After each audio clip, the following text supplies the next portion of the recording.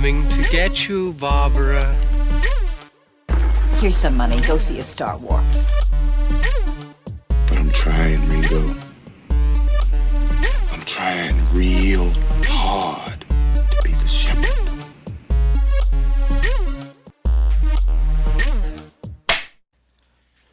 Welcome back to Long Walk Talks. My name is David Hensley. I'm the owner and creative director of Long Walk Productions, and I am joined, as always, by my two co-hosts, Stan Wilson Lee. Hey, this has been a long time coming. I'm so excited. And Chris Wilson Barnes. I'm all right.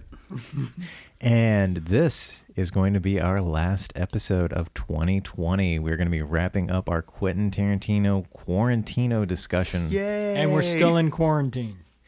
Yeah, we didn't see that coming when all of this started.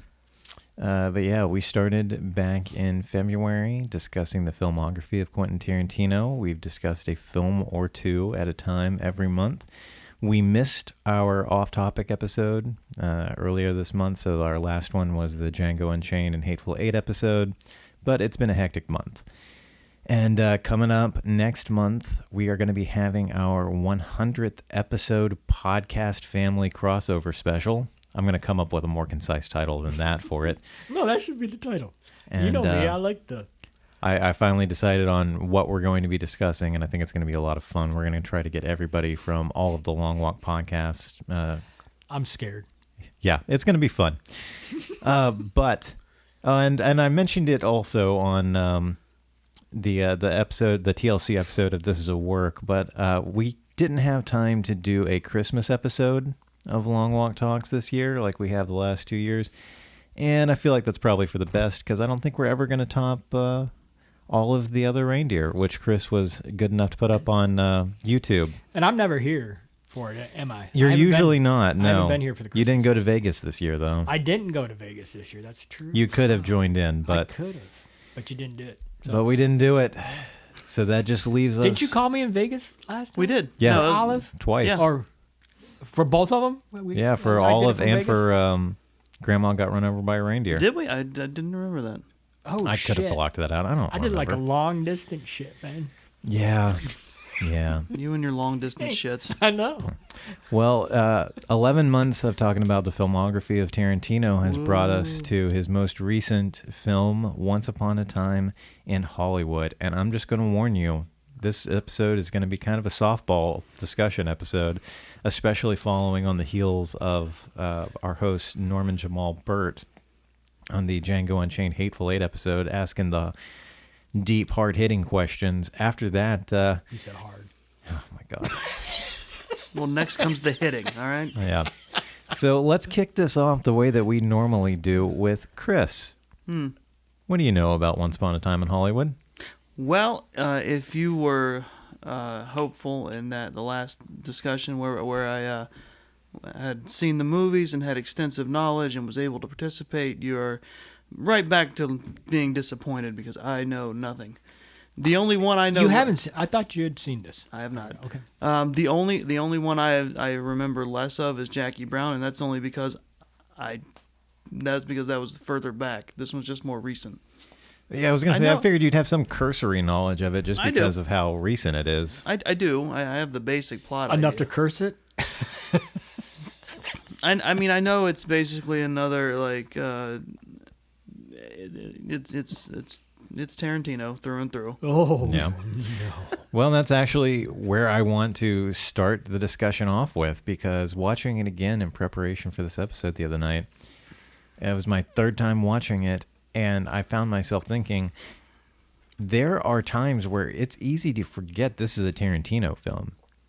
As it goes on, it's not until things like when the movie freeze frames and Kurt Russell starts narrating a non sequitur that you realize, oh right, this is a Tarantino movie. But that could have also been David O. Russell too, if you think about it. His more recent films. I think this really is like his most mature film, and definitely his most straightforward I agree. film. How were those Duke boys in trouble that time?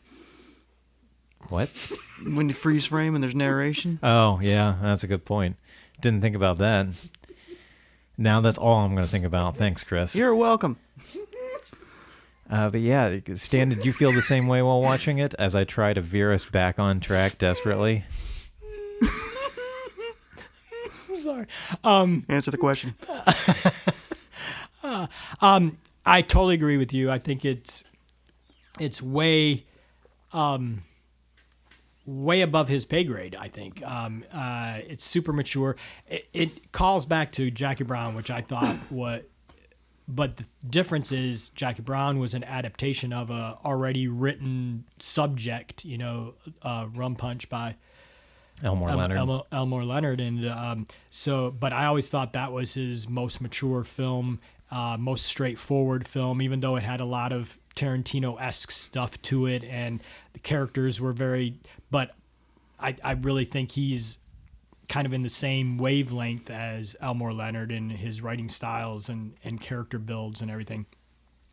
So I always thought that was super mature, and then he went into genre after that, and totally became king of a genre, and I love his genre stuff, but this is a callback to just I'm making a movie about movies, and it's one of the best love letter movies. Absolutely. Like you think of movies like Hatchet, which was essentially a love letter to the horror genre. Yep. Once Upon a Time in Hollywood is a love letter to movies. Yep. Not just specifically 50s and 60s cinema, but just to why we love movies. And on the way here, on the drive up, I was thinking, it's like, with Once Upon a Time in Hollywood, I really believe Tarantino has entered that Scorsese, Lucas, Scorsese, Spielberg. I was going to say Spielberg, but Lucas, I don't think so. And I hadn't, De Palma, that group of 70s, daring do filmmakers, that were breaking laws and creating new Dennis ones. Dennis Hopper.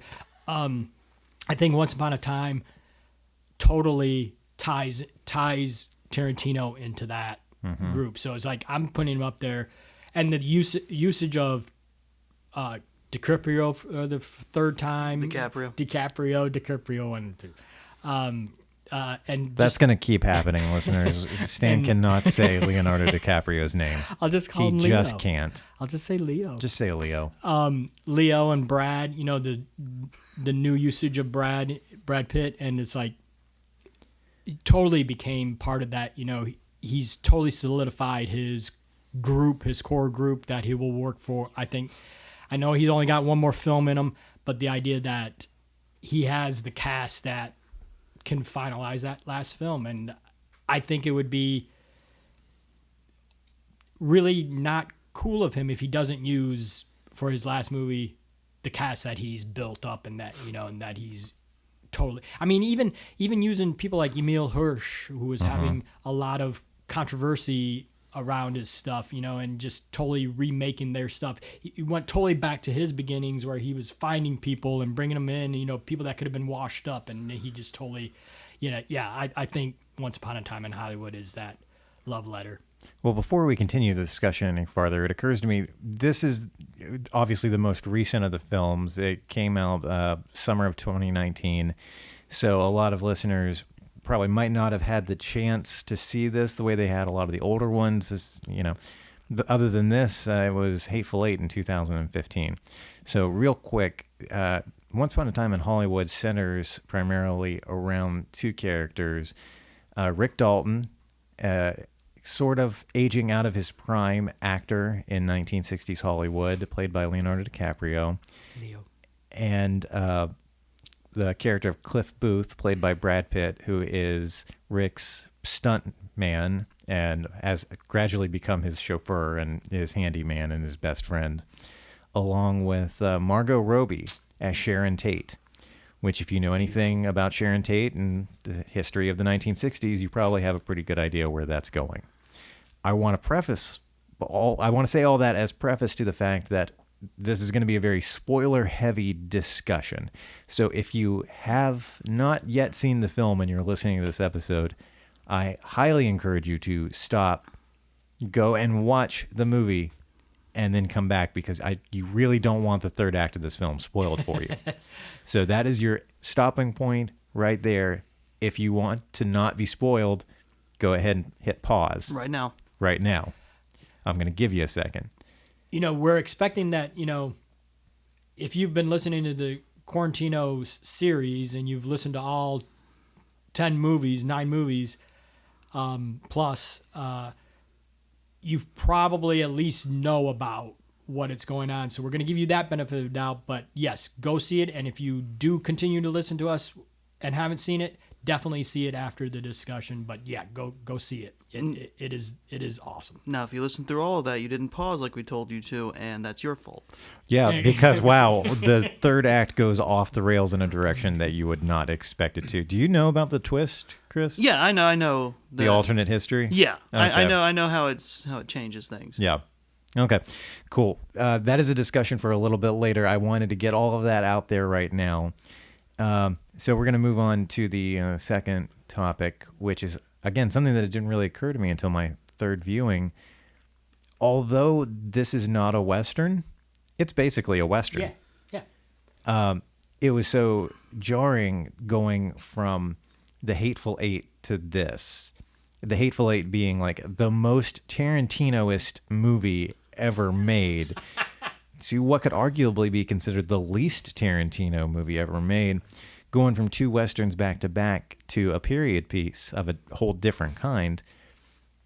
There's, just aside from the fact that in the movie, Rick is a Western movie star and is, over the course of the movie, starring in an episode of a Western TV show, I was looking at all those shots when they visit the Spawn Ranch, and of Tex Watkins riding his horse across the plains, and I was like, holy shit, this is a Western. Mm-hmm. That's fascinating. And Bruce Dern. Yeah, Bruce Dern. So it's like, and that's what I'm saying is like the way he's totally incorporated all his influences and paid homage to them all in the span of 2.5 hours, 2 hours, 45 minutes, so. And I feel like it's such a rewarding payoff for the Death Proof discussions that we had, where you listen to Stuntman Mike, also played by Kurt Russell, talking about all these old Westerns that he was in, that he was a stuntman in, and just the loving discussion they had of shows like Gunsmoke and The Virginian. Now we've come full circle to, this is Rick Dalton's bread and butter, shows like that. Yep. Any thoughts on that? I have to say that just the relationship I had with the Illusions, because all the shows that he is a character in, the TV shows, the TV Westerns, are modeled after the TV Westerns I would watch with my dad. Rifleman, Gunsmoke, Have Gun Will Travel. Although, I mean, and you got your Steve McQueens, you got your James Arnezzes, you got your not Kirk Douglas, but oh my God, the lead in Rifleman, brilliant Chuck Connors.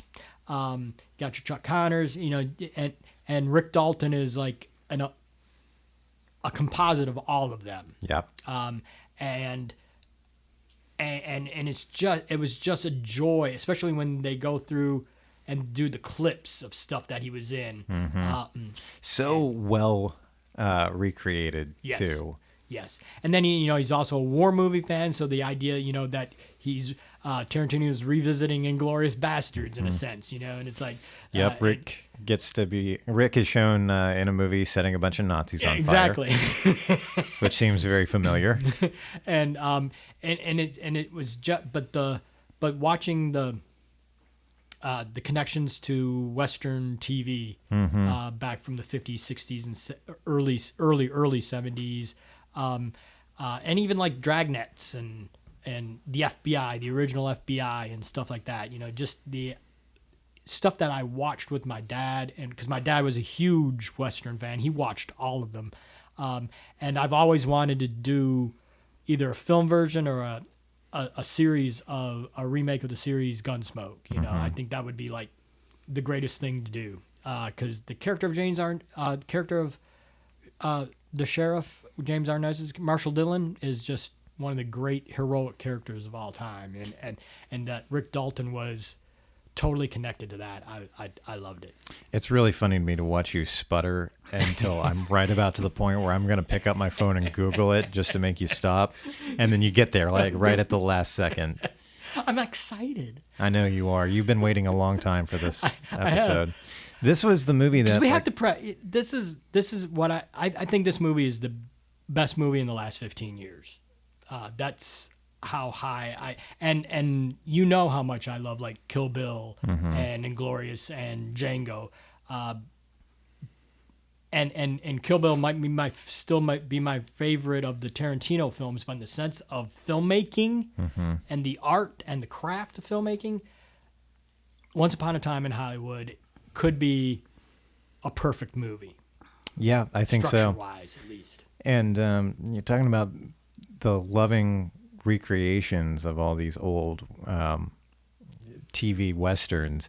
I think the point at which the movie gets the most Tarantino outside of the third act is actually the show within a movie when they do the clip from Bounty Law that features that cameo from Michael Madsen. That dialogue between them of the movie, it's more like that episode of Bounty Law was directed by Quentin Tarantino than Once Upon a Time in Hollywood was. Yeah. That discussion between him and Michael Madsen is just so thick with Tarantinoisms. I love it. And it was just great to see Michael Madsen again. Oh, man, it was wonderful. And then we got to talk about Timothy Olyphant. Timothy Olyphant making a cameo appearance, more than a cameo, but less than, like a starring We were role. talking earlier about his appearance in Mandalorian.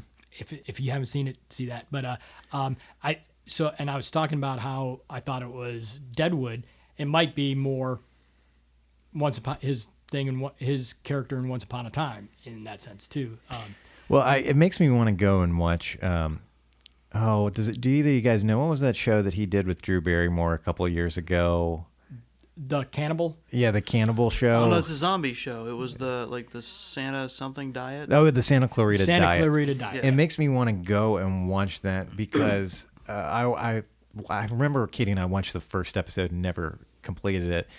But that kind of character, that is just Timothy Olyphant. From now on, from Deadwood to Justified to his role as the Marshal in The Mandalorian. Oh man.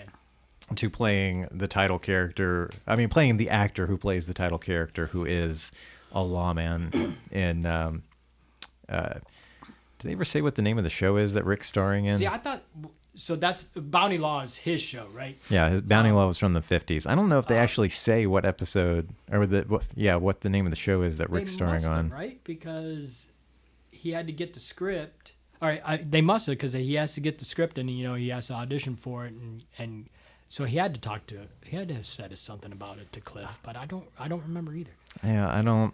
But anyway, cameos abound. It's fascinating. We got to mention it's Luke Perry's last role. Oh man, yes, and he made it. It's very small, yes, it is, but it is very poignant, very powerful, and it's Luke Perry. It's beautiful. It's the most subdued performance I have ever seen in a Tarantino movie. Agreed. And we're talking about Luke Perry, the actor, playing a role in this show. So we are several layers removed from reality. But watching the character that Luke Perry's character plays, it starts to get real fucked up real quick, doesn't it? His performance, it's hard to describe because I'm getting lost in the layers that we're talking about here. It's just so subtle and so quiet and so good. And again, kind of antithesis to the norm of the Tarantino supporting character, very underplayed. That's it. Thank you, Chris. He just pulled it up. The name of the show is Lancer. Lancer, yes. And which is a real show. Was it? Yeah, that link in the middle of the paragraph talking about it goes to it ran from 68 to 70. See, I just figured that it was a show made up for the movie, like Bounty Law was. No. Well, okay. While we're talking about it, Google Bounty Law for me real quick. Was that a real show? I feel like it couldn't because it starred Rick Dalton, the fictional character. I think it was based on Have Gun Will Travel. No, it's not. That doesn't have a link. It's just a made up show for him. Gotcha. Okay, but did not realize Lancer was a real show. That's cool. Yeah. I mean, and it's easy to explain away in that, if it was he's the villain in the pilot for it, which, pilots get reshot, so it could even have been just like the Lost pilot for it. Yeah, true. Like the Game of Thrones pilot that we'll never see. And to go back to Lancer, the scene he shoots for that, the major that we get within the movie, I forgot the young actor's name, plays the young girl in it. Trudy. Mm-hmm. Yes, it's a TV show within a movie, blah blah. But just the performance Leo gives and the commitment to that performance, knowing that it's made of fiction at best, and it's like, and just the relationship that he builds in that 20 minutes of that portion of the movie with Trudy is just fantastic. Yeah, she takes the precocious child actress stereotype and plays it to the hilt, but it's wonderful. It's beautiful. Like a young child actress is the only person who can get away with saying some of the shit that character said. Like, I don't like to eat on set because it makes my performance sluggish. And when I'm on set, I'm always in character. Like, if somebody said that shit to me on a set, I'd be like, I'm busting out fucking Sir Laurence Olivier. Have you heard of acting, dear boy? Don't bring that kind of shit onto my set. Anyway, sorry. So, but I can't. I have to be in character on set. Not 100% all the time. You don't fucking Dustin Hoffman or Jared Leto that shit, or Daniel Day-Lewis. You only were Dustin Hoffman. You only think you're Daniel Day-Lewis.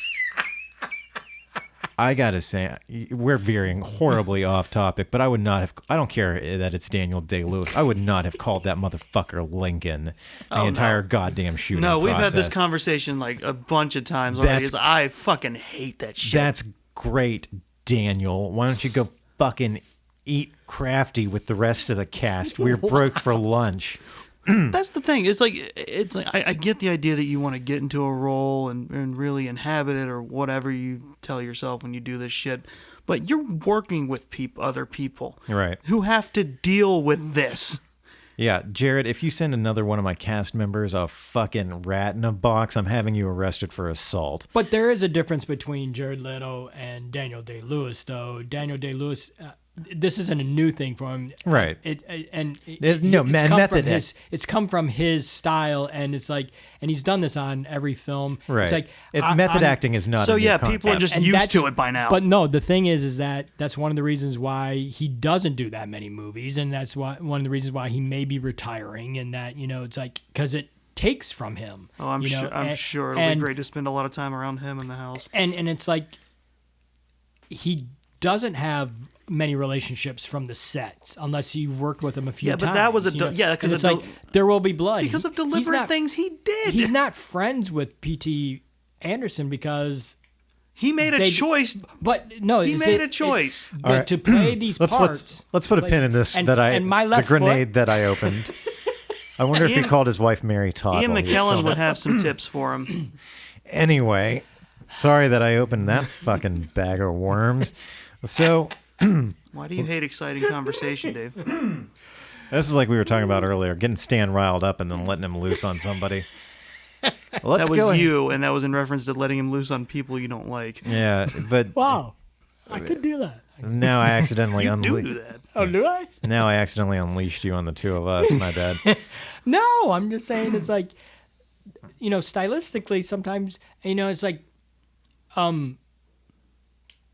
Tarantino has to deal that, it's like there's certain actors he's worked with that he's only worked with once because they they have to be in this position to be able to commit to the film. And it's like, but he can't. It's like, okay, for one film that's good, but I don't know if I can work with you again because it'll be a lot to handle the next film. And I like my film to have social interaction, you know. I'd like to go out drinking with you, you know, afterwards, you know, after we shoot. You know, but somebody like Daniel Day-Lewis, they can't have the social interaction, otherwise they lose that quality of character. So you agree with me? Method acting is bullshit. So we're going to move on to our next That's what I'm topic of hearing. discussion. That's what I'm hearing is like his method is so deficient he can't handle being addressed by his real name. So let's go ahead, and we touched on it briefly, but let's discuss the revisionist history at play here in Once Upon a Time in Hollywood. Oh, just before we jump into that, this reminded me. No, this doesn't have to do with that. But I remember hearing. I think it was one of the Nerdist podcasts that Bryan Cranston did. Apparently, when he was younger, he spent time at the Spawn Ranch around the time that Manson was there. Oh wow! And he heard, and he was and he was there one day when they heard just a weird incident of Manson acting out, and they had to. I don't know. He was kind of in the vicinity of Manson growing up. Wow. Well, so obviously we're not going to. This is not a true crime podcast. A true crime podcast. I can get a stick and poke you. Nor is it a history podcast. But obviously, you go into the ending of this movie, especially once you get to the night of August 8th, 9th. I think it's August 8th, 1969, the night of the Sharon Tate murder. Yeah, the murders. You have an idea of where this is going, especially because up to this point, Margot Robbie does a brilliant job of playing Sharon Tate, and she's just so goddamn lovable. But she otherwise contributes nothing to the plot. Realistically, like, the character doesn't contribute anything to the overall story.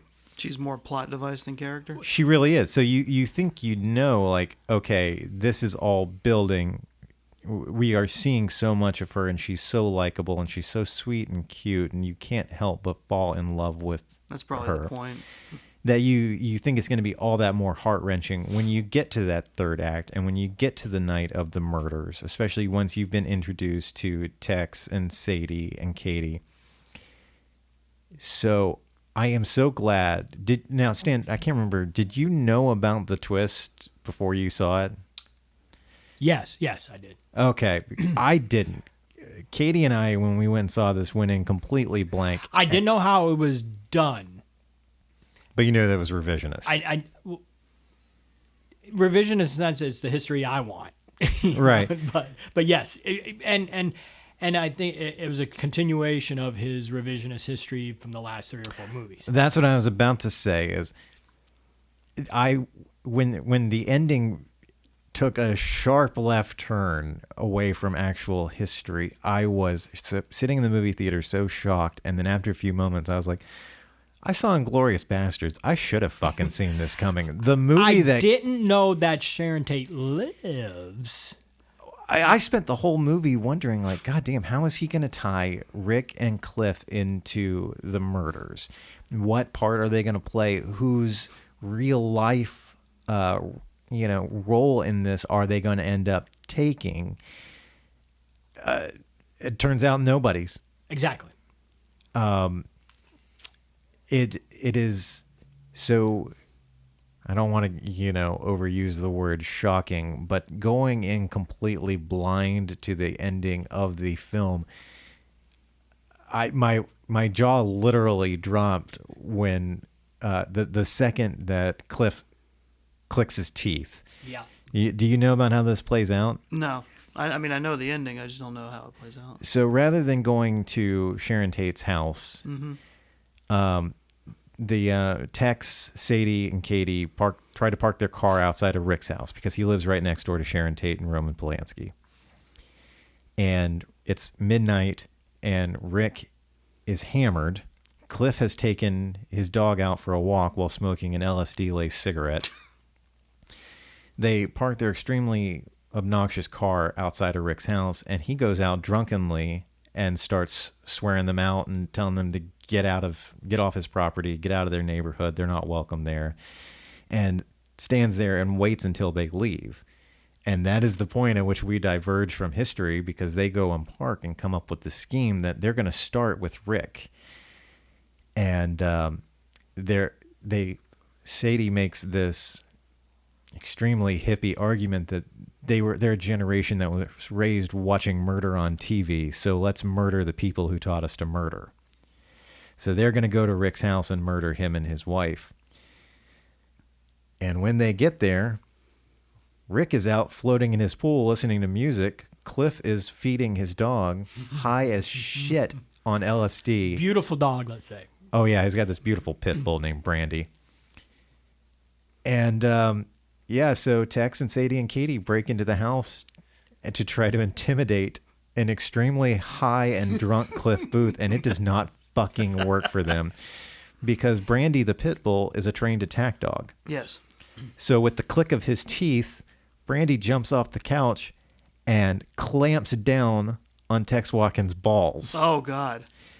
Sadie tries to rush Cliff, at which point he throws a full can of dog food at her face and crushes in her fucking nose. Oh.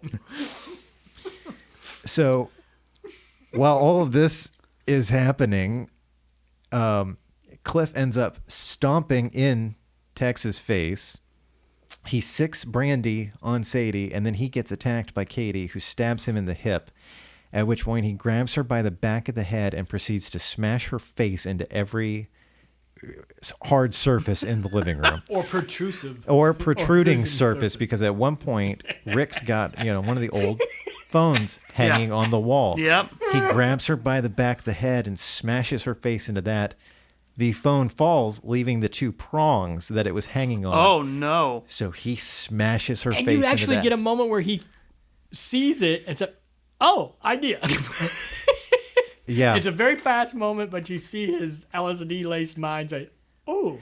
Knowing the true history of how reprehensible these three people really were makes it extremely cathartic to watch them get murder fucked by a man and his pit bull. Mm-hmm.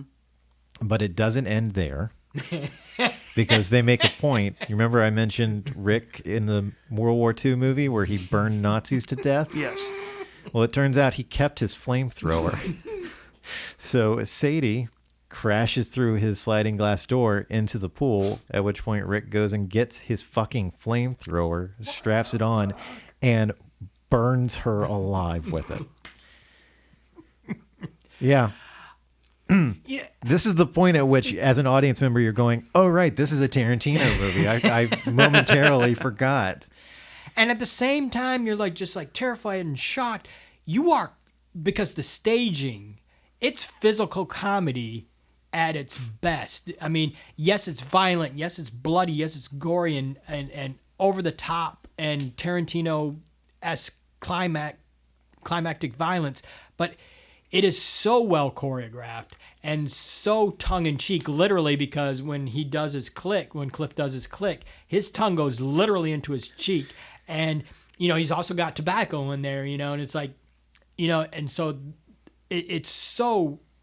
it's hilarious in its over-the-topness and just staging-wise, just the blocking of that. I don't know how long it takes. It's a good 12 minutes. Oh, God, no. Maybe shorter than that. Oh, it's a lot. The whole sequence altogether is maybe 5. Okay, 5 minutes, but still 5 minutes, but it's the heights of crazy that 5 minutes has, and just the just the dance, the choreography of that sequence is just brilliant. And I don't know if that's Tarantino, or if it was Robert Richardson, or if they just sat down and just blocked out everything. But whoever created that sequence of events for that climax was just on par. Was just on top of it, everything. Well, we talked about in the Django and Hateful Eight episode how Tarantino was giving the middle finger to white supremacists before we ever knew that they would try to come back into power. Yeah. This is for sure Tarantino giving the middle finger to Manson cultists. Because what's one of the most famous quotes that you think of in relation to the Manson family? It's, "I am the devil and I am here to do the devil's work." At one point during this confrontation with them, Cliff, who I again need to emphasize is high on acid and drunk, is trying. He encounters Tex earlier in the movie when he visits the Spawn Ranch, and he's looking at him trying to remember his name, and he asks him, and Tex points the gun at him and says, "I am the devil, and I am here to do the devil's work." And Cliff goes, "No, that wasn't it. It was something stupider than that." And then he remembers. Tax. I can't think of a better fuck you to one of the most obnoxious but famous cult quotes in recent history. It's entirely fair because one of the things they were trying to do with Sharon Tate's murder was also incite a race war. Yeah. Right. It's one of those times where it's perfectly acceptable, I think, in a movie to just go, we know what happened. Here's what we would love to have happened. And it's just continuing a trend of acceptable targets. Inglourious Bastards. No one gave a shit when that bomb went off and a bunch of Nazis got blown up and set on fire. Because what if that really happened? And Eli Roth emptied a magazine from a machine gun into Hitler's face? Yes. Django Unchained. No one gave a shit when the KKK got shot and blown up. And once again, once upon a time in Hollywood, no one gives a shit when a bunch of Manson cultists get horrifically murdered. And the time frame is this happens, and it would keep the Manson cultists from ever happening. And so if this was the history that really happened, I may not have been born, or whatever, but I think the world would have been a better place, because we're talking about a hell of a butterfly effect here. You were born in '66, weren't you? Yeah, so I guess you were born 3 years before the events of this movie. Hey, shh. At the very least, no one would give a shit about who the hell Manson is. I'm only 40. But yeah, it's like there wouldn't have been a Manson cult. They wouldn't have. Manson may not have ever got arrested and imprisoned, but he wouldn't have had his family. So, just what LA could have been like without the knowledge that they spawned the Mansons, the Manson. No pun intended. Yeah, exactly. And the more we talk about it, the more I'm realizing just how Tarantino this movie really is. We started off talking about how you can watch this and forget about it, but looking at the comparison between watching a whole shitload of Nazis get fucked up to watching a whole shitload of KKK members get fucked up to watching three Manson cultists, probably the three most famous Manson cultists, get fucked up. Yeah, it's really like Tarantino is saying, here's a group of people that I hate so fucking hard, I want to commit to film what I would like to do to them. Mm-hmm. Just for the reason to keep Sharon Tate alive and what she could have done in the between 69 and now, the work that she could have had. Mm-hmm. Yeah, she may not have been Sophia Loren or whatever, but the idea that she was choosing work that showcased the great talents that she had, and even if it was just straight up physical comedy. But the thing is, we would have had more of her. Mm-hmm. And Roman Polanski may have been a better person if she would have lived.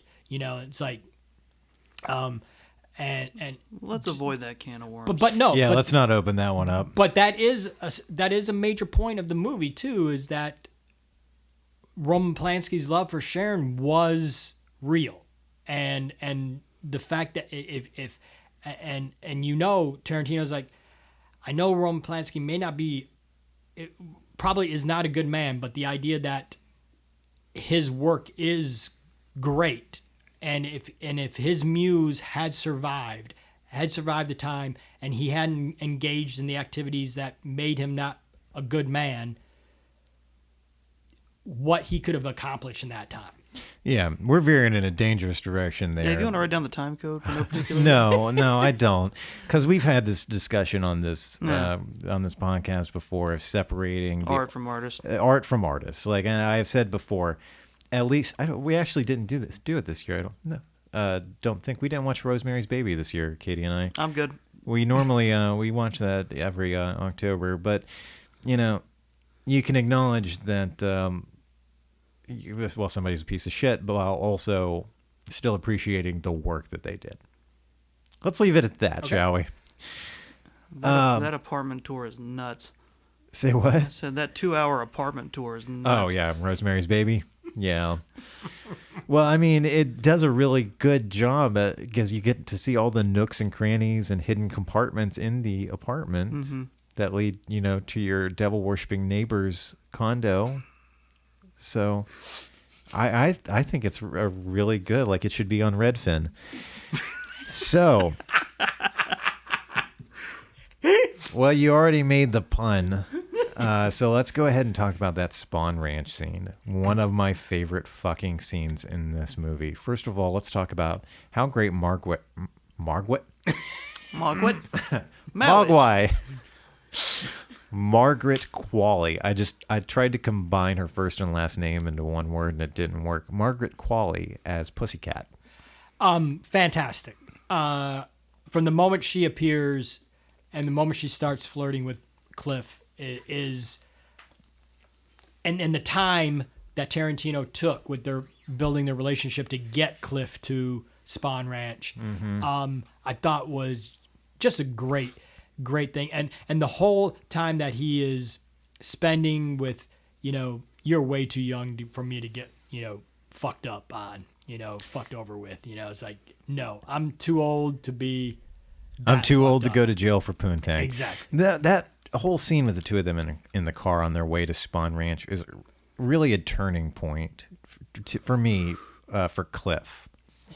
Because what we know about him up to that point is he was Rick's stuntman. Now he's his chauffeur / handyman / best friend.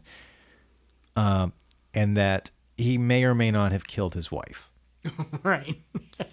Lots of people in Hollywood, especially in the stunt industry, seem to believe the rumor that Cliff killed his wife, probably with a spear gun on a boat, based on the brief flashback we were given.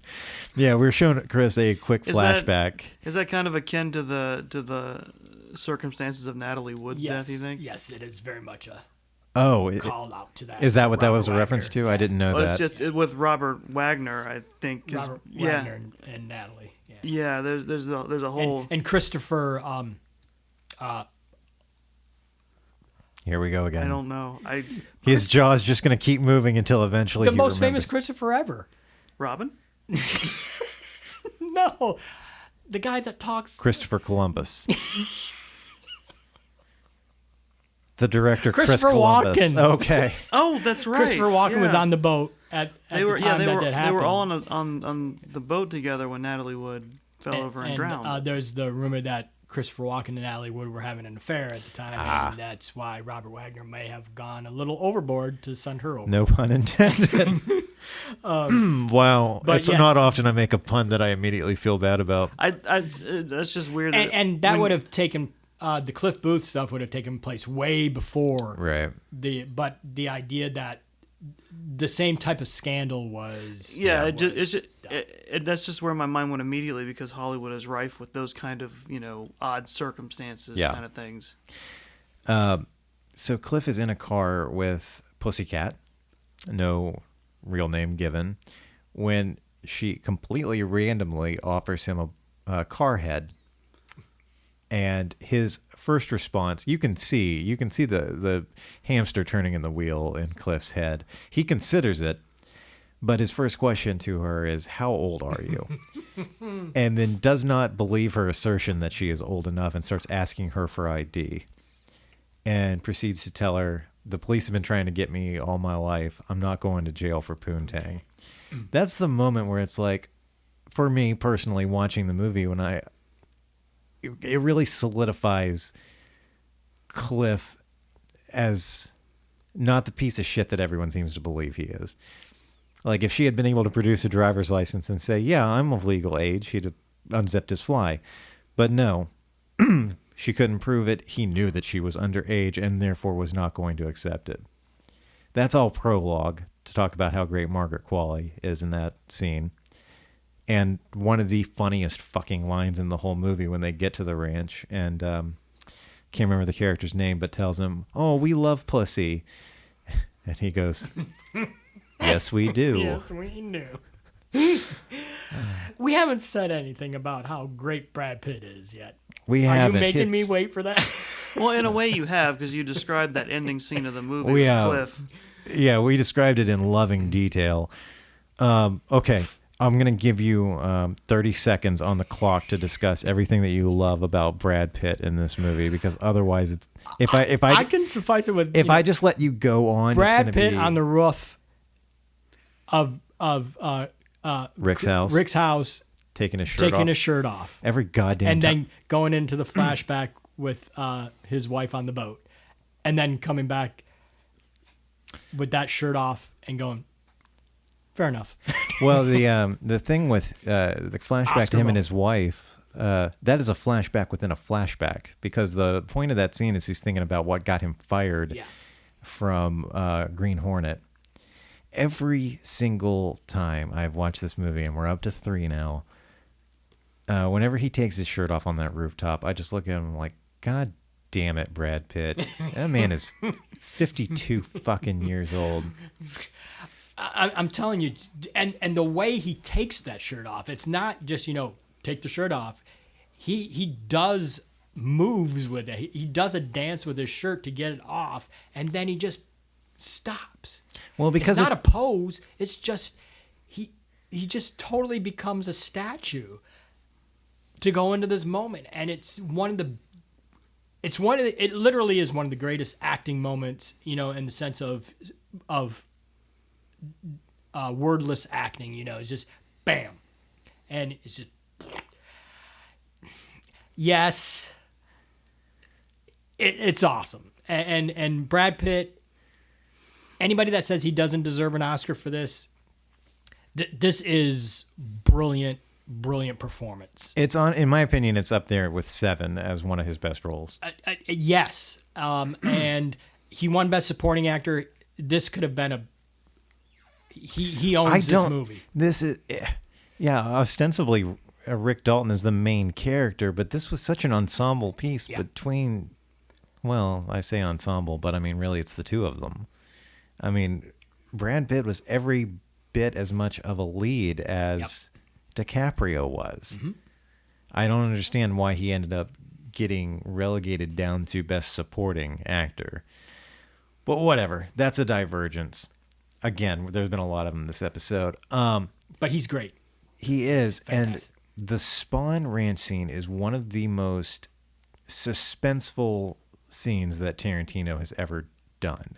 Yeah. Because that is a 20, 25-minute sequence right there in the middle of the movie that is just dripping with tension. From the second that he arrives and starts meeting Manson cultists who have taken over George Spawn's ranch and are just hanging about like the fucking children of the corn. Like, there's one point where he's walking up to George Spawn's house, and he turns around and looks behind him, and all the cultists are just standing shoulder to shoulder, staring at him, watching him. It's creepy as fuck. And then his whole interaction with Dakota Fanning, who I had to look at the credits to realize that was Dakota fucking Fanning. That's Dakota fucking Fanning. That's because I couldn't tell you who's all in the Manson the Manson family at this time. There's some big names in there.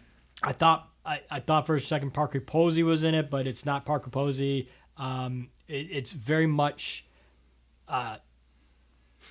folks that are influenced by the great indie actors of the 90s, and the 80s. It's just a great bunch of folk. And all those kids are great. The cast list on IMDb is 227 names.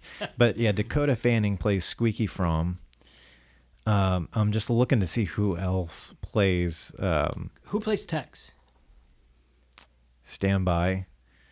Chris, give us some zingers while I look at the fucking cast Okay, list. while you're looking at that, this Austin Butler. Austin Butler. He's fantastic. glad I could help. No, go ahead. Okay. No, this isn't on the docket, but I did want to ask, what did you guys think about the controversy about Bruce Lee's portrayal in the movie? I actually was going to throw that in there. I was fine with it. I love that scene.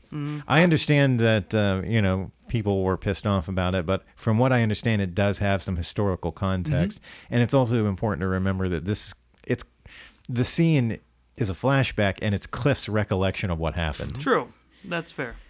And again, Cliff, the guy who regularly does LSD. Yeah, and it's fiction, and it's Tarantino world. But for the most part, the characterization of Bruce was pretty right on. And this was before Bruce Lee became the Bruce Lee that we ended up loving later on. This was the Kato Green Hornet Bruce Lee. Green Hornet Bruce Lee, where he was still young and fresh and trying to make a name for himself, so he was more braggadocio. But the second he gets into, big brawl and Enter the Dragon and stuff, he has found the spirituality of his stuff and has become the great what we know Bruce Lee as. Yeah. So at this time, and that's why I didn't know why his daughter had so much problem with it, because it was way before her. For the most part, well, not way before, but definitely before she knew Bruce Lee as Bruce Lee. So. I think it just probably comes with just the idea. It's just like that idea of like, oh, that's someone I love. It's my dad. Exactly. And it's not exactly a flattering portrayal, but it's like, and it's understandable. It's understandable to react that way, but it's hard. It can be hard to separate emotion from what you're seeing on. And what it did, it showed that Bruce Lee had a moment in his career where he was vulnerable. Yeah. And the thing is, it did set up one of the great fight scenes in movies, I think. And he gets thrown into a car door, and crushes it, and allows Zoe Bell to come on and have a great tete-a-tete with them. But best Zoe Bell performance, hands down. I don't know about that. Even with the exception of her on the hood of a Dodge Charger, Dodge Challenger. Thank you. Wow, I can't believe I fucked that up. but you owned one of those. That scene between Cliff and Bruce. No, you had a Mustang. Sorry. Yeah. Between Cliff. I don't know cars. Cliff and Bruce, I think was again talking about where we find out he's not as awful as people have made him out to be. I think that's where one of the points where we get to see Cliff as Cliff, and calling bullshit on the bullshit that's kind of tore him down and kind of made him and Rick less than what they should be, And so it's like it opens it up to one of the great fight scenes, and the character of Bruce Lee isn't seen as dopey, or it's very honest opinion, and he totally knows what Cliff just beat his ass and doesn't rat him out. It's totally honorable. He's really not portrayed as like an asshole in the movie as much as he is like a young braggart. Exactly. Like, he was very confident in his abilities, and the whole scene hinges on the fact that he says that he could beat Muhammad Ali. And that is what instigates the fight between him and Cliff. I personally don't know what all the controversy was about with that scene. I thought it was a great fucking scene. I think it's great. The guy who plays Bruce Lee is fantastic. Brilliant in it. He's really great. So I'm scrolling through this enormously long fucking cast list. We haven't yet mentioned how great he's only in it for one scene. Damon Harriman. Oh my God. Who is beloved on the show Justified, which we've talked about a lot on here.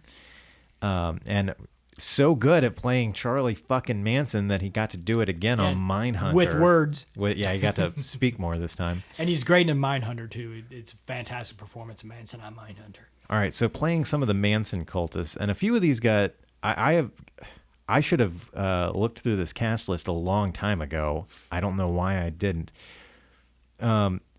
Lena Dunham Yes. is Gypsy. Yeah. Did not realize that was her. She's the one who gets to say the line, "We love pussy." Yeah. Yes, we do. Madison Beatty plays Katie. That's a fun sentence to say. Madison Beatty plays Katie. Mikey Madison plays Sadie. James Landry Hebert. There's an accent mark. I don't think know. you hit every pronunciation. Yeah. Plays Clem. Which makes Clem is- Cliff makes him do his tire. Yeah, Cliff beats the shit out of him and then makes him change his tire. Maya Hawke. I forgot that's right, about that's her right, that's as right. Flower Child. Yeah, and she's great too. Victoria Pedretti as Lulu. Sydney Sweeney as Snake. Harley Quinn Smith. That's right. Kevin That's Smith's daughter as Froggy. We're going to talk about that again at the end of the episode. Dallas J. Hunter as Delilah. Kansas Bowling as Blue. Parker Love Bowling as Tadpole. Cassidy Heiss as Sundance. Ruby Rose Scotchdople as Butterfly. Are you ready for this one, Stan? Danielle Harris as Angel. Danielle Harris. Is it our Danielle Harris though? Yeah, it's our Danielle Harris. Yeah. How did we not know that? I don't know. She's, I guess, not seen very well. She would have to be like one of the older looking ones then, right? Or who? Does she play? I one don't of the know. younger I want to watch this again now just to 'Cause she would fucking be pick her out. She would be She's the oldest in the cast, wouldn't she? Yeah, she's just listed as Angel. So I don't know. Out there, I don't know how much all of you know how much Danielle Harris means to Hensley and I, but she is. I think she means more to she's you great. than she does She to does me. mean a lot to me. God damn. She held me. How? Okay, this is just going. She did. I was there. I watched this interaction take place. After Kane choked me. How did I not ever pay more attention to this cast list? Didn't realize that Clifton Collins Jr. is in it. Yes. Rumor Willis. Yeah, Rumor Willis. Clu Gallagher is the owner of the bookstore that Sharon Tate goes into. Rebecca Gayheart. Tim Roth was in a deleted scene. James Remar. Yep, he's in one of the TV show. How did I not fucking realize this? Remar's Lou in the- Temple. Remar's in the Michael Madsen scene. Oh, man. I just want to spend the rest of this episode scrolling through the cast list going, oh shit, it's this person. But I won't. So, wow. This is that's another reason why I think this is the perfect love letter to Tarantino's Hollywood. Because it's all the people that Tarantino loved. You know, it's like he brings in Kevin Smith's daughter. You know, all the people that he's grown up with or grown up watching, or and it's like he brings in Kurt Russell back. He brings Kurt Russell back just so he can say, I'm putting you in a movie about Hollywood because you are Hollywood to me. Just that idea. The Bruce Dern, bringing in Bruce Dern as Grandpa Spawn. It's like. Well, and you could believe that Bruce Dern actually was on Spawn Ranch at one time because they shot a lot of his westerns on Spawn Ranch. So. And we'd be remiss if we didn't discuss the fact that the role of George Spahn was supposed to have originally been played by Burt Reynolds. And in fact, young Burt Reynolds as a character was supposed to have appeared in a scene. I can't remember who was supposed to have played Burt Reynolds while the real Burt Reynolds was playing George Spahn. But unfortunately, after he died, they cut the scene of featuring young him and they cast Bruce Dern as George Spahn, who is great in that fucking scene. It is such a weird payoff / sigh of relief the way that scene ends. Yeah. Because there is so much build up to them keeping Cliff out of going up to the house and trying to keep him out of going to find George. The movie almost takes a turn into becoming a slasher film because as he's walking down the hallway, the first time I saw this, I was expecting one of the Manson cultists to pop out of a side room or a bathroom with a knife, and that was going to be the end of Cliff Booth. But no, he finds George sleeping, finds that, George knows all about all of the people staying on his ranch, and the story that Squeaky told Cliff about he has to get enough sleep so he can stay up and watch TV with her at night was completely true. Yep. And it's just such a fucking sigh of relief to be like, oh, okay, Cliff's safe. But also, like, wow, what a weird button for that scene. And then, of course, we actually get the actual button to the scene, which is the countdown to Tex arriving while Cliff is making Clem change his tire that they knifed. Oh, man. Yeah. It is... I'm trying to think of another Tarantino movie with a scene of actual suspense like this, because he does action very well and he does drama very well, but actual tension, I cannot think off the top of my head. Maybe the Jackie Brown Sting moment. Yeah. Where they set up her stealing the money. Yeah. That, but again, that's already been set up with Leonard's novel, so it's like he didn't create it, but Tarantino does create this moment in Once Upon a Time, so that literally is his creation of tension, so it's like he wrote it from scratch, and it's like, so in that case, yeah, I think that's the most, and we have to say another reason why this isn't this actually has a happy ending. There's, I think there's a lot of short film moments and they all come out with happy endings. It's a very positive Tarantino movie. Well, it's interesting especially that coming from Hateful Eight, which was not positive. No, it wasn't. But I think that's solely where people are getting the happy ending idea from. Like the idea that Tarantino doesn't do happy endings, because I keep seeing people say that, and I've seen it in reviews. Wow, a strangely happy ending from Quentin Tarantino. Well, no. Pulp Fiction has a pretty happy ending. Its actual ending, if because it's out of chronological order, Vincent and Jules walking away together. If you discount the fact that, Jules is just going to go on and get shot by Bruce Willis's character, Butch. Vince does.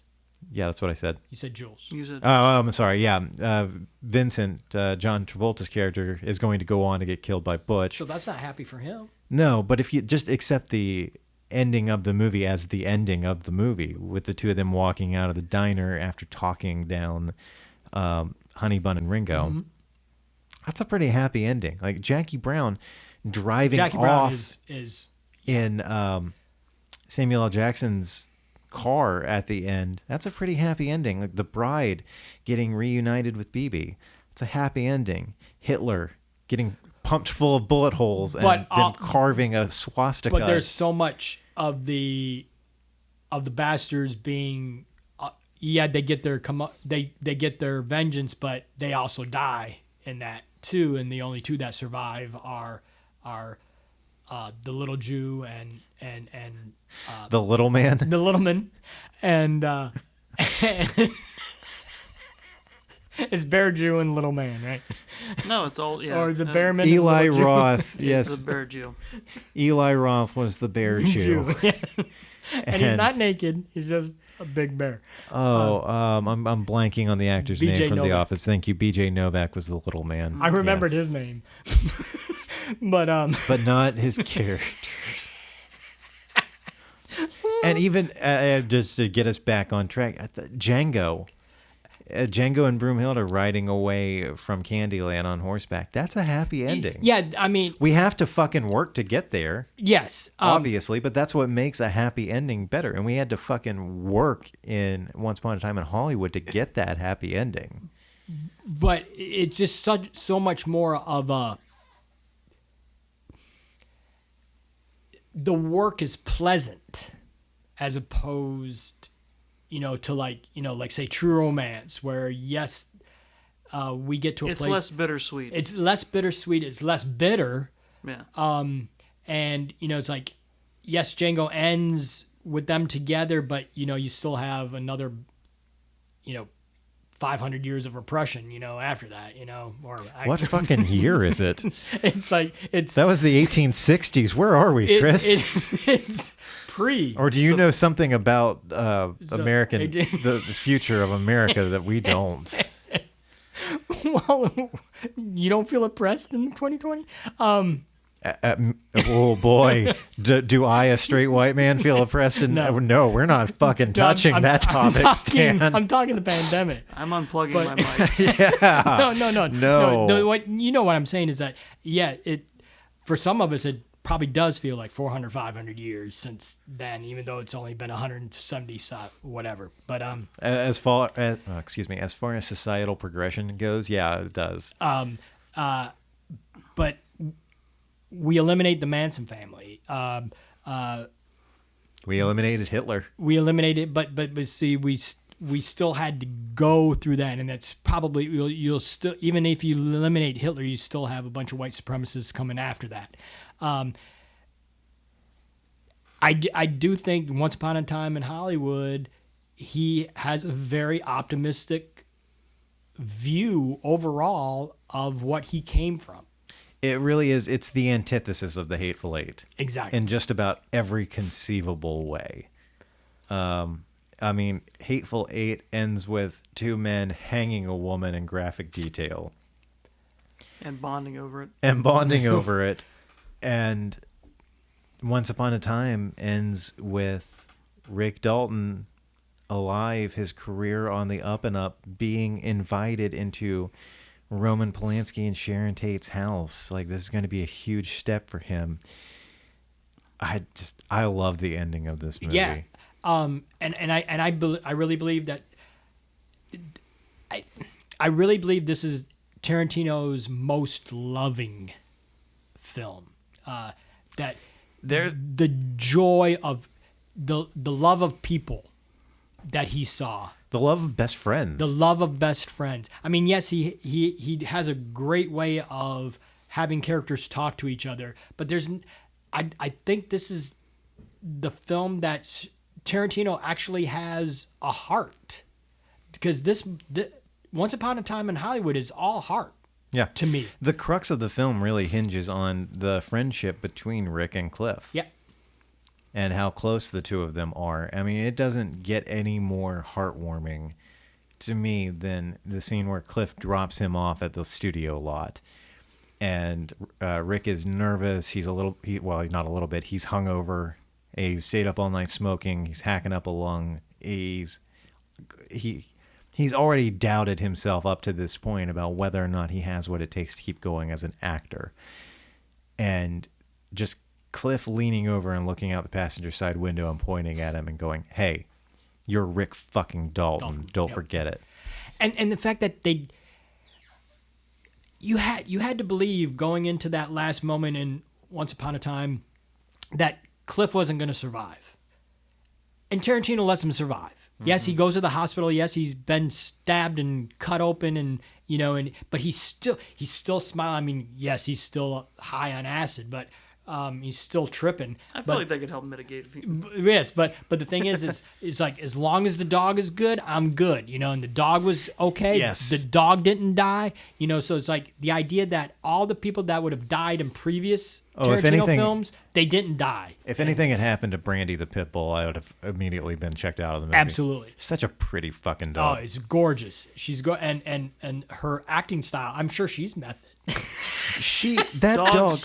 Dogs can't help but be method.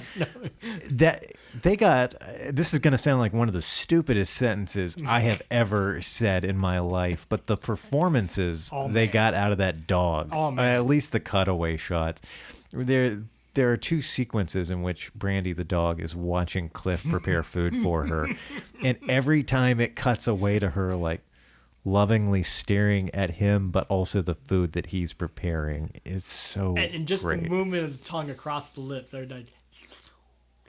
Please stop. And then once all the shit has gone down at Rick's house at the end, one of the last things before she gets set on fire that Sadie does is fire her gun up into the air, at which point Brandy breaks off her attack and takes off down to Rick's wife's bedroom, paws at the door and whines, Rick's terrified Italian wife, who barely speaks English, just pulls open the door. Brandy runs inside. The wife slams the door, and that's the last you see of her. Like, it's just so fucking pure. And as Cliff is leaving in the ambulance, and Rick, their goodbye moment, it's like, don't have to worry. You don't have to. I'm saying I'm gonna be fine. It's like, just do what you need to do, And Rick's just I'm coming to the hospital. It's like, no, I'm good. Just, go take care of my dog. Go take care of my dog. And just this lovely, like I said, those characters wouldn't have survived, or at least one of them wouldn't have survived in previous Tarantino films. I really believe that. I mean, even in any other filmmakers, like you want to set up the end of a tragic friendship. That's where you go. Exactly. And they've gone through the film, and they come back from Europe where they were doing the movie together, and Cliff was certain that this was going to be the last time he works with Rick, but killing the Manson folks, that solidified, and Rick's never going to let him go. Yeah. And that especially love story's set. Especially if they joke about how nobody likes spaghetti westerns and they'll never catch on, and it became one of the most famous film genres of all time. Mm-hmm. That is clearly going to work out in Rick's favor. His burgeoning friendship with Sharon Tate is clearly going to work out in his favor. And beautifully. And their friendship is going to be real. And that's why I'm saying the heart that is, and this is when you were talking about, what we thought about the Bruce Lee.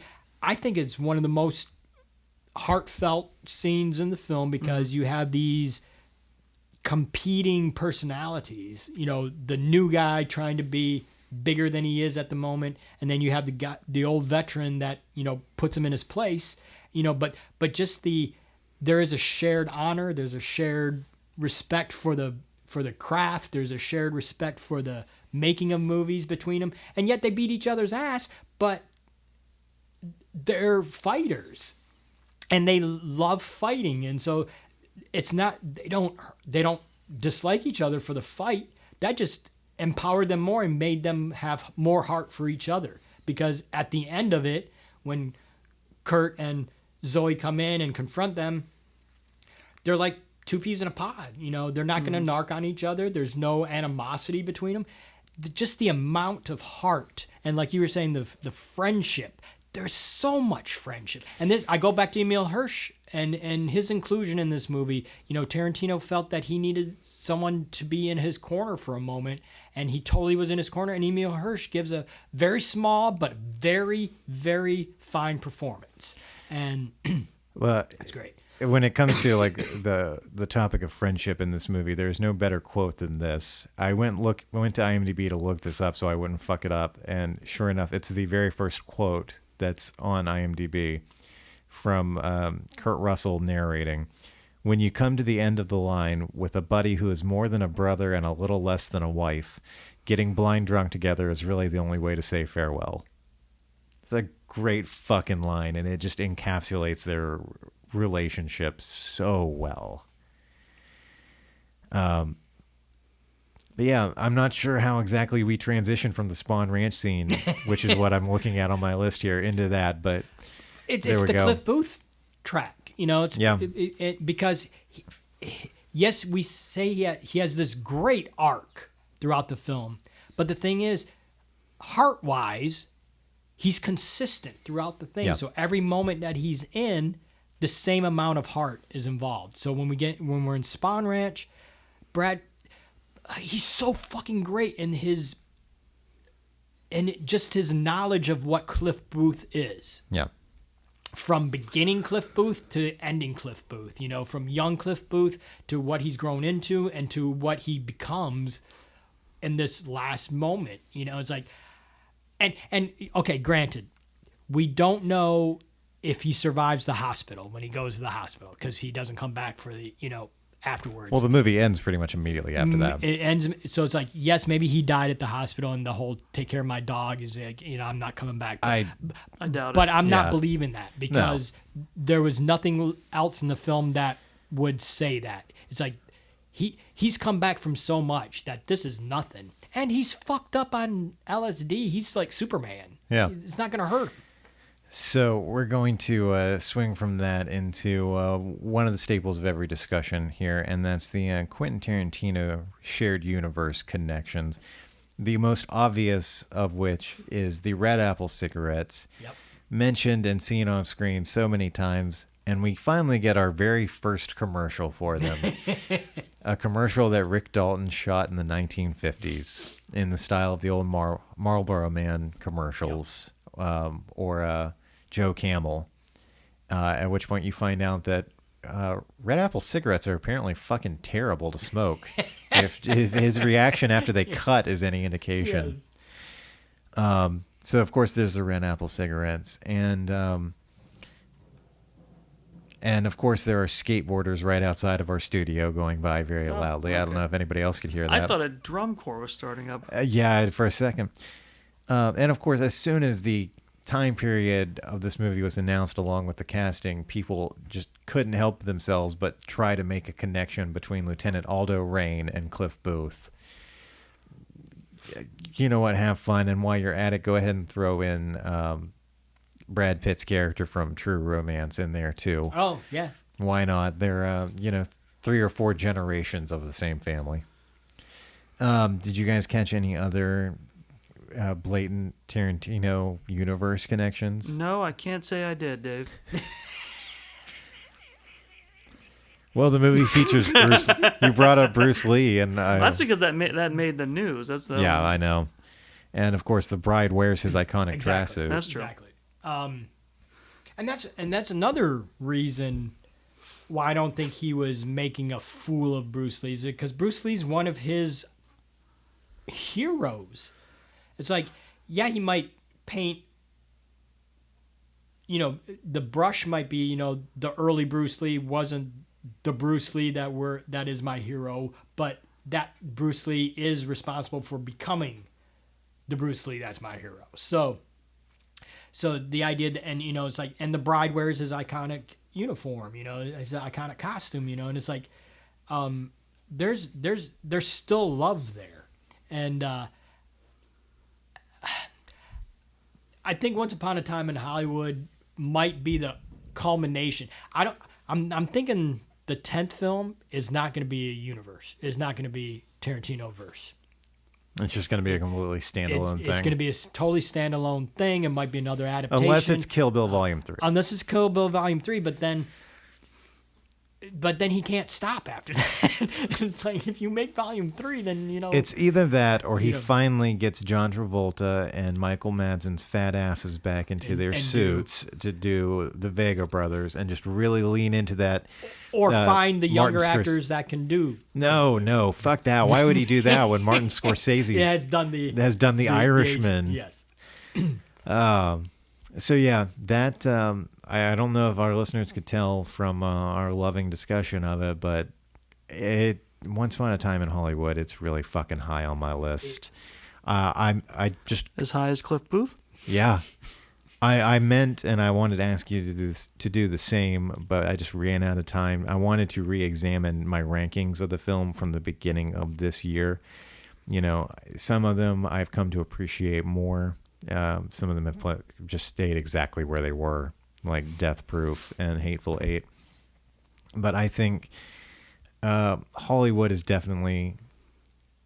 Pulp Fiction is always going to be my number one Tarantino film. And probably will always be my number one film.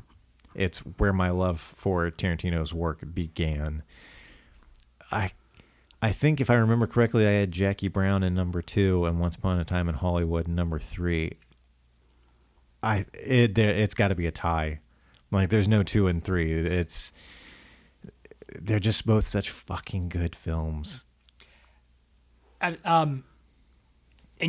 my favorites are the Kill Bill, yeah. Just because of the brilliance of the use of genre and transcending genre and making it actually art, and just the beautiful trope in the story, and that will always be. That's always going to be in my top 2 films, but in the sense of filmmaking and what constitutes great and perfect filmmaking. It's like nobody will ever make the perfect movie, because Citizen Kane has already done that. But the idea that Once Upon a Time in Hollywood, to me, is as close to perfect as any film can be. We did a whole episode structure- about perfect 10s, movies that we consider 10 out of 10. And this I think we did that before this movie came out. So Did we? I Yeah. don't remember. I think it was and before that. This You would be could a have 10 told me out of we 10. did it earlier this year or 10 years ago, and I would say yes. That's what this year has done to Oh, me. sure. Like as far as my short-term memory goes. And Once Upon a Time is definitely a 10. Yeah. I like you, Kill Bill is still going to be up there in the top because it kicked me and it made me come, because I was already retired. I had left the whole theater film world, and came down here, and Kill Bill came out my freshman year. And it karate kicked you Winthrop. back into business. And it brought me, and it's like, okay, I can do this again because that movie is what I always wanted to do. So in the sense of, it's like Taxi Driver and stuff like that, But in the sense that, like we said at the beginning, it not being quintessential Tarantino, you have to wait 2.5 hours before you get to the Tarantino moment, and I will keep going back to the idea that the optimism, the heart, the just the overall love. It's like he could have went so much farther with his hatred of the business after Hateful Eight, but he got that out of his system. He never ever said this is the best movie I've done, but he needed to get shit out of his system. Once Upon a Time is his return to, this is why I love movies. And I'm going to make a movie that is resultant of my love for movies. And this transcends anything. It really does. He set out to make a great movie about movies and about TV, and he transcended and made the best film in at least the last 15 years. Nobody's going to tell me different. We'll keep trying. No, I won't. Nolan has not approached this. Scorsese has done it, but has fallen off from it lately. And then that. Leo's come from all that stuff. So, but yeah, it's great. It's up there. All right. Well, if we're all still alive and podcasting together when the 10th Tarantino film comes out, we'll have to take a trip down memory lane and revisit our Quarantino discussion. I fully accept that as a threat. Maybe when that happens, I'll just take all of these episodes and edit them together to make one long, 10 or 12-hour podcast for people to listen to. You're a monster and must be stopped. One last question, and it's going to be a quick one, and then I'm going to wrap things up. Did Cliff Booth kill his wife? Stan. I don't think he did. Chris, based on your limited knowledge, did Cliff Booth kill his wife? I'll say crime of passion. Nice. I'm going to go with no. Because I would say it's somewhere in the middle of his hazy recollection of what happened. I'm going to say no. Because I believe Is Fair Enough is based out of, I understand why people might feel this way. Yeah. I'm going to say no, but if at any point in a future movie or any side-related materials they confirm that, yes, he did kill his wife, I also will not be surprised. I don't think I don't think purposefully is the way I lean. Yeah, I agree with you. All right, so that officially wraps up our Quarantino discussion for the year of our Lord 2020. I know Chris is cheering internally to be done with it. So a couple of months ago, I was thinking about the format of this show moving forward, because I know that you've been miserable most of the time, Chris. Miserable is a strong but accurate word. I've really enjoyed this, going through his filmography from the beginning to end and discussing it in depth. So I was wondering if this was something that we wanted to continue. maybe make it a yearly thing, pick a filmmaker. Every other episode, we discuss their filmography. And Katie, my wife and co-host of Long Walk Teeny Talks, gave me a great idea, which was rather than jump straight into one filmmaker and spend a whole year discussing that filmmaker and his work, why not pick two contrasting ones and spend a year, like start with one and then go to the other. So what I want to do and what we are going to do moving forward into 2021, keeping the same one off-topic episode, one themed episode, idea is starting in January, we're going to move on to discussing the View Askew universe from Kevin Smith, specifically those Jay and Silent Bob related movies from Kevin Smith. And that's why I pointed out earlier when we were going over the Manson cultist members that Harley Quinn Smith was in there. I had forgotten about her being one of them. But so we're going to start in January with Clerks, and then in February with Mallrats, March with Chasing Amy, April with Jay and Silent Bob Strike Back, May with Clerks 2, and we're going to wrap it up in June with Jay and Silent Bob Reboot. And we will talk about some of the other side-related things like Jersey Girl. Jersey Girl's not View Askew universe. That's right. Just like Cop Out and Zack and Miri Make a Porno are not Jay and Silent related to those characters. That's right. And we're also not going to be discussing the Great White North movies like Tusk and Yoga Hosers, mostly because I refuse to watch Yoga Hosers. It just looks so fucking bad. So that's the first filmmaker that we're going to be talking about in 2021. It's Kevin Smith and the View Askew universe. You mean 2020 Part 2. Don't you put that devil on us. I have not settled on who we're going to do for the second half of the year yet. The three of us have discussed ideas, but we're not there yet, and we'll pick that out later. But you can look forward to that coming out and starting in January of 2021, the View Askew universe. It looks like we're moving forward with a quarantine discussion. I'll come up with a pun for that later. So as I mentioned, this is our 99th episode. Coming up in January, we're going to be doing our 100th episode podcast family crossover. So be on the lookout for that discussion topic later. Stan, you're still social media distancing. I guess you don't want people reaching out to you online. Chris, where We're can not people... supposed to, right? We're supposed to be distant, right? Yeah, bud. Chris, where can people find you and stalk you online at? Twitter at Chris the OK. All right. And if you would like to follow me online personally, you can do that on my Instagram. That's at DB Hensley. Post more dogs. Yeah, I do post a lot of pictures of my dogs because they're fucking adorable. If you want to find out more about Long Walk Productions and our work, you can visit us online at longwalk.us. If you want to see us on Facebook, you can go to facebook.com/longwalkpro and give us a like and a follow. To keep up with Long Walk Podcasts, you can search for Long Walk Podcasts on Facebook. Make sure you give that a like and a follow as well.